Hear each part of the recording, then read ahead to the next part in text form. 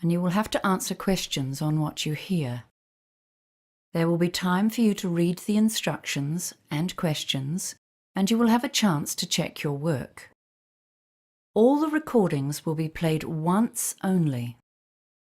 The test is in 4 sections.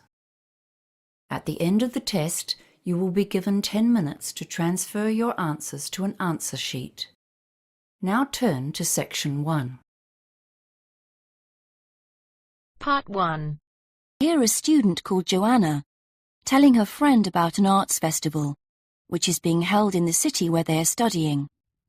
First, you have some time to look at questions 1 and 2.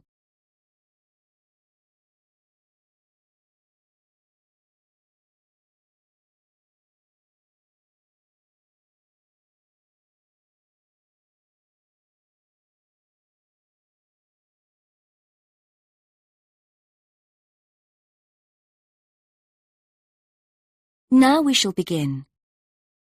You should answer the questions as you listen, because you will not hear the recording a second time. Listen carefully and answer questions 1 and 2. Hi, Joanna. Where have you been? Hi, Dave.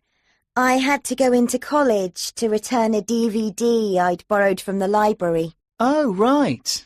But while I was there, I got some information about the City Arts Festival that starts next week. Oh, yeah? I saw a poster advertising it somewhere. Yeah, and I picked up this leaflet from the library. It gives you the website address. So as I was there, I logged on to get more information. Actually, although they've got the full programme of events fixed now, you can't book online, which seems strange. There's a number to phone, though. And are there student discounts? I guess so, but I didn't notice. Anyway, there are 3 things I'd like to see. An Italian film, a rock concert, and an art exhibition. Oh. The exhibition's free, and you don't need to book, so I'll definitely go to that. But I'm going to get tickets for the film in case they sell out. Good idea. You can always buy concert tickets at the door, because that's in a really big hall. Right. Before you listen to the rest of the conversation, you have some time to read questions 3 to 10.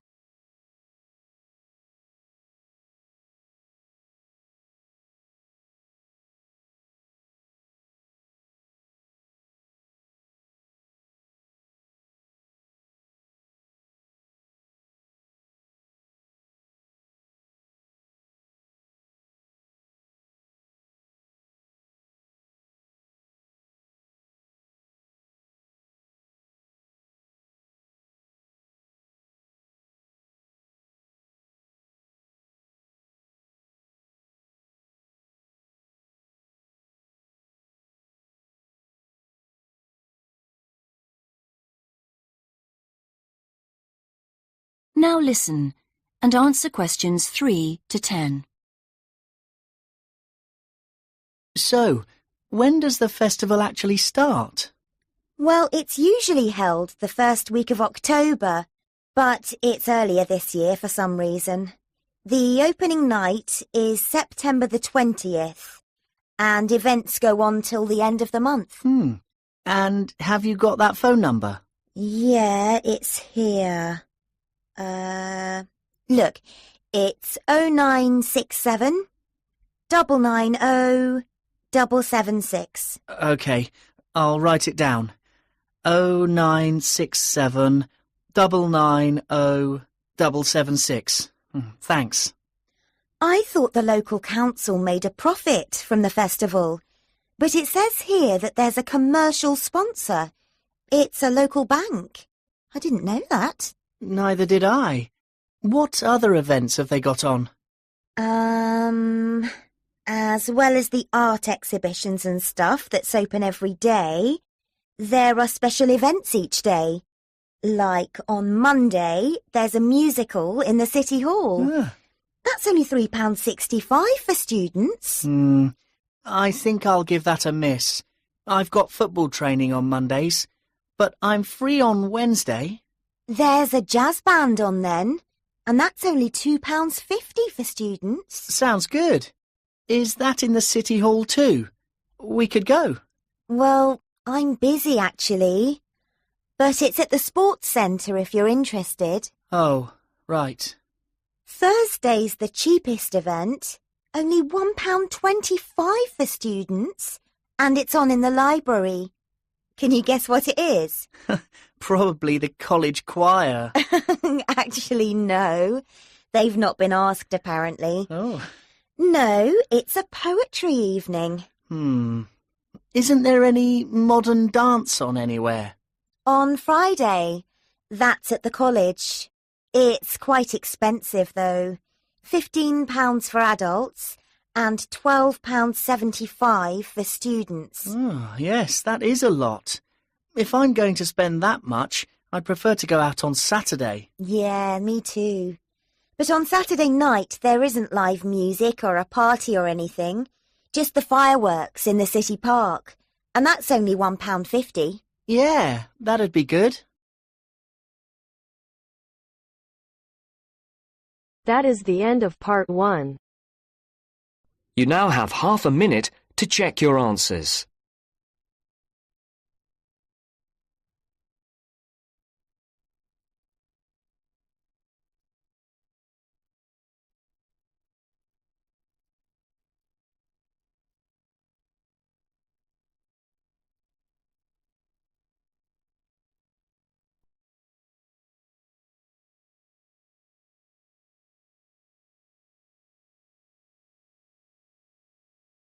Now turns to part 2. Part 2. You are going to hear a conversation between a student and a driving instructor. First, look at questions 11 to 14.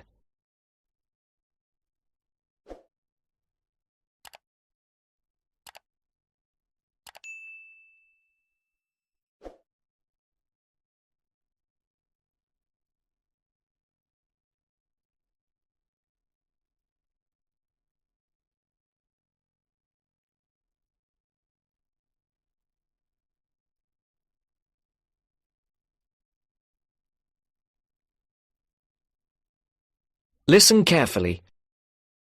Hello, I'm going to be your driving instructor today. Are you ready to begin? Hi, hope you don't mind. It's my first time driving a car. Of course not. That's my job.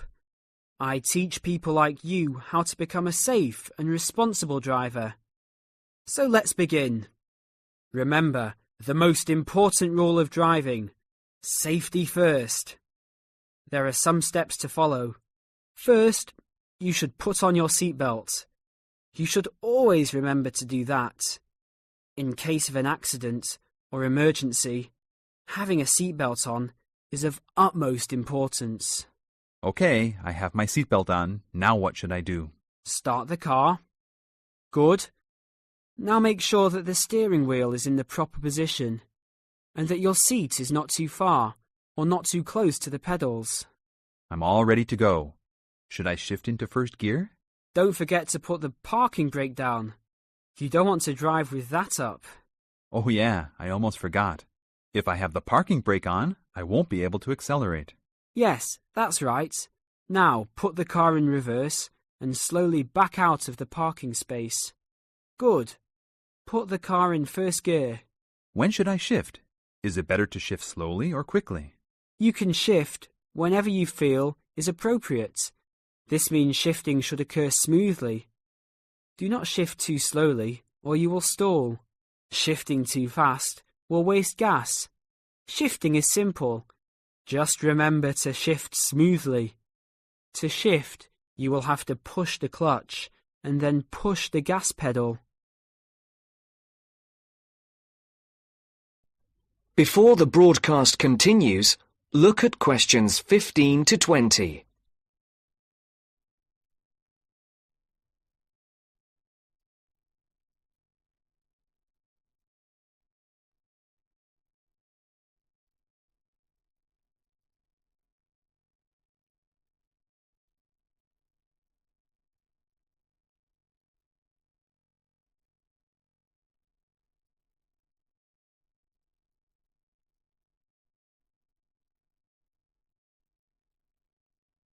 You will now listen to the second part of the talk. Remember, smoothly is the key to good shifting. Like this? Yes, that's good. Now, keep it slow. Don't drive very fast just yet. Be sure to constantly check your mirrors for oncoming traffic. Always be aware of everything that is around you, including 3 important things. Remember these 3: people crossing the streets, other cars, and bicycles riding next to you. What should I do if I see a yellow light? Well, it's always better to brake instead of trying to run it. But if you're travelling at a speed where it's impossible to stop in time, then you should try to make it across the intersection. But remember, you should always try to stop. It's the safest way to avoid an accident. Even if I have to brake very suddenly? Yes, even if you have to brake suddenly. What about if a driver behind me is going a lot faster than I am? You should always be ready to move to a slower lane if a driver behind you is forcing you to go faster than you are comfortable with. Never try to speed up to accommodate a faster driver. You could risk an accident or a speeding ticket.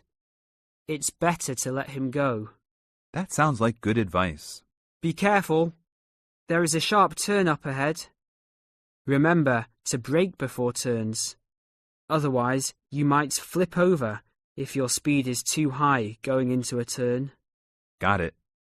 I know that I should always try to observe all traffic safety. That's right. If safety is not your first priority, it will make driving very dangerous for you and other drivers on the road. Okay, park the car here. You did a great job today for your first day. I'll see you in 3 days. Thanks so much. I will see you then.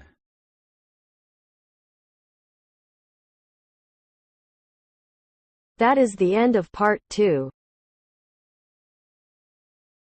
You now have half a minute to check your answers.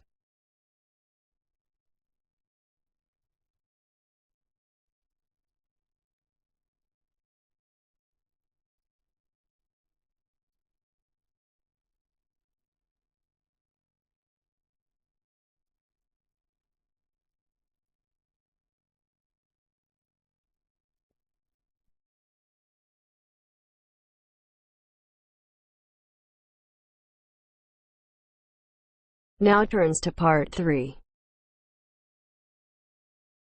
Part 3. You will hear 2 undergraduates doing a research methods course. A girl called Leela and a boy called Jake having a seminar with their tutor. Now you have some time to look at questions 21 to 24.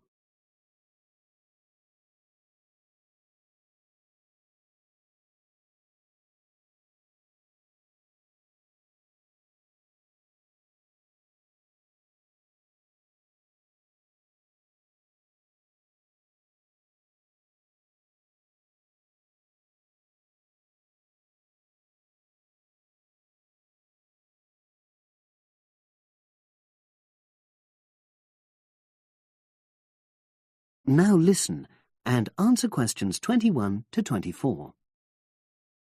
So the task I gave you both was to choose an article about a small-scale research project. Yes. You were then required to try to reproduce the research procedures in your own context, i.e. try it out for yourselves. Yeah, and that's what we've done. Great. So I'd like you to tell me a bit about the article and why you chose it. Well, the article's written by 2 university lecturers who had started using crosswords to help their students revise terminology for exams. And the crosswords were designed and set on computers. And we selected the article because, well, it seemed an accessible topic, even though we weren't familiar with the technique. You know, using IT to design crosswords for higher education. That's a good reason. So these lecturers wanted to see how well this innovation was received by their students. Yes. So how did you go about reproducing the research? Well, we drew up a list of terms from one of our own modules and designed a crossword for revising these terms. Then we asked our classmates to try out the crossword and give us feedback, their opinions on how they felt about using the technique. Was it easy to find participants?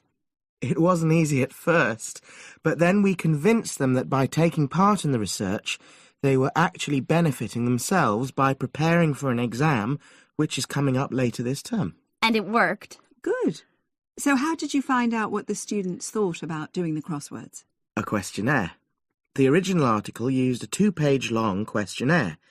There were lots of excellent questions on it, but the whole section on difficulties using IT is now obsolete.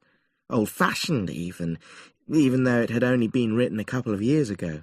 So you designed a shorter version? Yeah.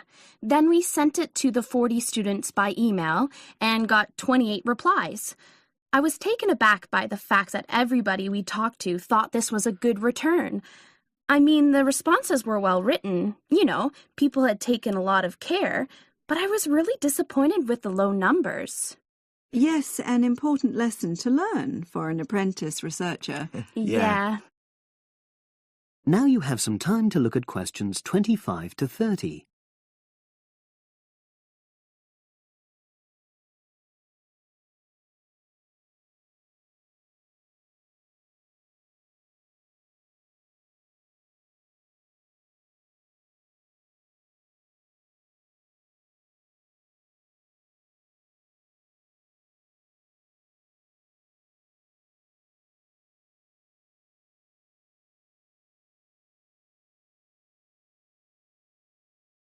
Now listen and answer questions 25 to 30. So what results did you get? Well, basically, the responses were extremely positive. The students said that doing the crossword on a computer helped them really focus on the work in hand and not be distracted, which is something that commonly happens with other ways of doing revision. Yeah, that was really clear. But something that struck me was that having fun hardly featured in their responses, nor did anything to do with spelling of hard words, which I thought would be an obvious benefit. No? Okay. Respondents also said that doing the crossword hadn't really increased their general motivation to study, but that it had highlighted the gaps in their memory so they knew what further work was necessary. Right. So how did your findings tally with those of the original researchers? There were lots of similarities, but... There were probably two main differences. We found that more males than females liked the technique, whereas the original study found the reverse. Also, our respondents said they wouldn't mind doing a crossword as a final official exam, whereas in the original study, students said they would hate doing it even if it meant having a shorter test. But of course, both sets of respondents said they'd be interested in doing more crosswords for informal purposes, revision, and so forth. Right. So let's have a think about the whole project and what you've learned from doing it. Well, it was very time-consuming. Yeah, and I don't think we managed that aspect very well. It could have been worse. I mean, we didn't have a lot of data, so we didn't have to spend ages processing it. And of course, we'd already done a course on numerical data processing, so there wasn't much new there. Yeah, that's true. Anyway, I think we designed our questions well so that they gave us manageable data.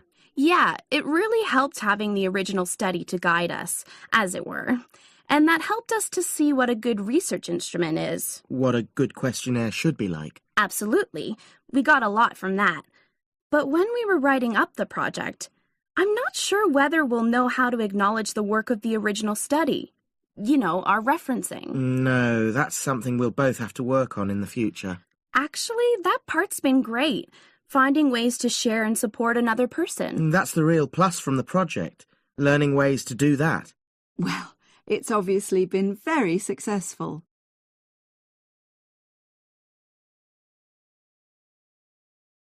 That is the end of part 3. You now have half a minute to check your answers.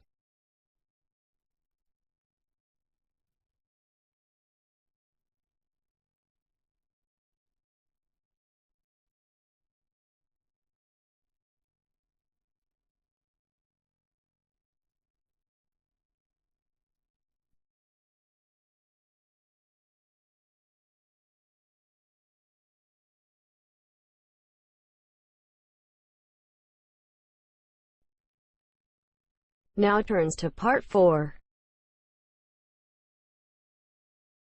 Part 4. You're going to listen to a talk about tea in the UK. First, you have some time to look at questions 31 to 40.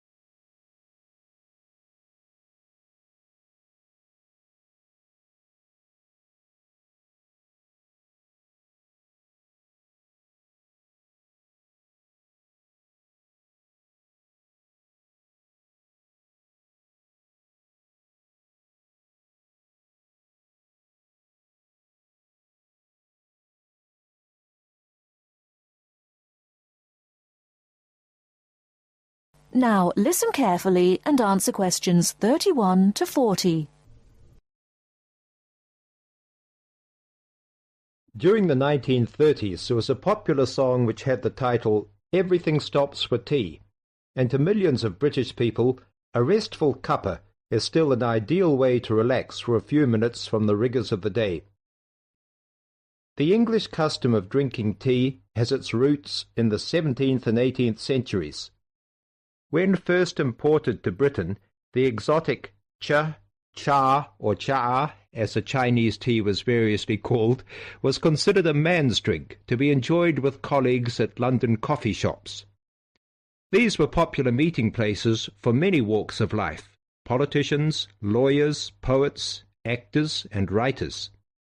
Many London clubs began in this manner, and the famous Lloyd's Insurance underwriters started out as Lloyd's Coffee House. In 1706, the first coffee house that offered tea was Tom's Coffee House, owned by Thomas Twining. He realized that he needed to introduce an added attraction to compete with the many other coffee houses in London, and tea was rare, exotic, and extremely expensive.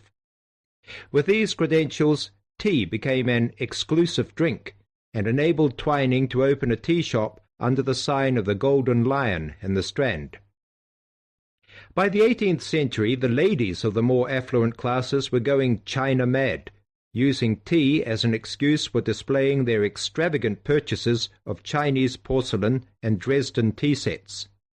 A comprehensive tea tray would consist of a teapot and stand, teacups and saucers, sugar bowl, milk jug, and basin for discarded tea and tea leaves. Tea was still expensive and kept in locked tea caddies. Skilled craftsmen fashioned caddies of carved inlaid woods fitted with crystal and precious metals. To ensure the servants weren't tempted by this priceless commodity, the caddy was kept locked, and only the mistress of the house held the key and prepared tea when guests came to visit. No well-brought-up young Englishwoman could consider herself socially acceptable unless she knew how to brew a proper cup of tea.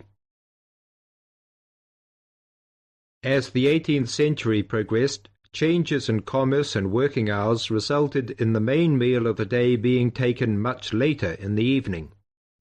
The prospect of lasting from breakfast until evening did not appeal to the Duchess of Bedford, who is usually credited with being the first to alleviate late afternoon hunger pangs by introducing a small 4 o'clock meal served with tea. With time, the light, wafer-thin toast or delicate white bread gave way to exotic fillings like tomato and egg, cucumber, chicken, or potted shrimps, followed by buttered scones, crumpets, or elegant pastries. The popularity of tea continued to spread, but it was not until 1839 that the first shipment of Assam Indian tea was landed in Britain. A healthy trade with India was soon established, and tea clippers, like the Cutty Sark, now a museum in a dry dock at Greenwich, were reaching the peak of their sailing days. In 1879, The first limited shipments of Ceylon tea began to arrive, and by 1880 this had been firmly established alongside Indian and China teas, giving the broad range of teas that are available today. There have been few changes in 3 centuries of tea trading.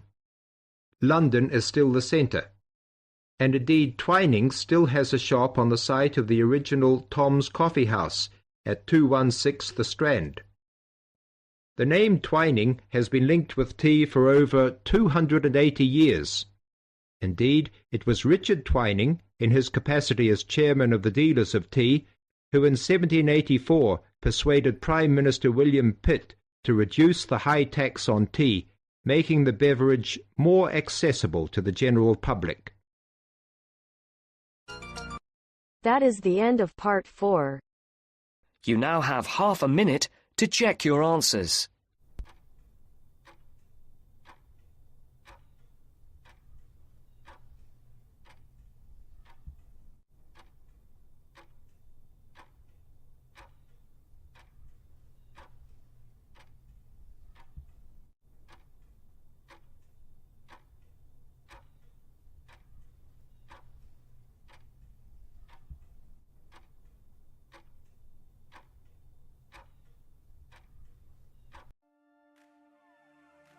That is the end of the listening test. In the IELTS test, you will now have 10 minutes to transfer your answers to the answer sheet.